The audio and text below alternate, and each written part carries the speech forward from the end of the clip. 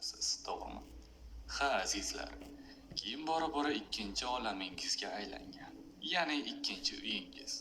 Ha, qorong'u, yoqimsiz, to'rtburchak xonangizda o'tirgancha to'rtburchak olamga kirganingiz yaxshi, to'g'rimi? Ha, chunki bu yerda hamma narsa bor. Tabiat qo'yni, yomg'ir, suv, quyosh, qanaqadir hayvonlar, do'stlar bilan sarguzashtlar.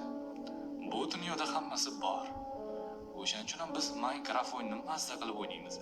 Minecraft shunaqa olam azizlar. To'g'ri, bu shunchaki random to'rtburchak olam deyishingiz mumkin. Yo'q, bu o'ziga xos chiroyli kvadrat olam. Minecraftda qachon cheksizlik tomon bo'ladi? Qachon sizni tasavvuringiz cheklanganda Minecraftda cheksizlik tomon bo'ladi?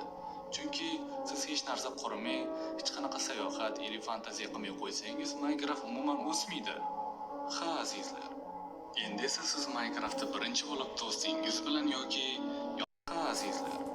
Endi esa siz Minecraftda birinchi bo'lib do'stingiz bilan yoki yolg'iz o'ynadingizmi? Buni kommentariyada kutib qolaman. Va like bosishni, obuna bo'lishni unutmanglar.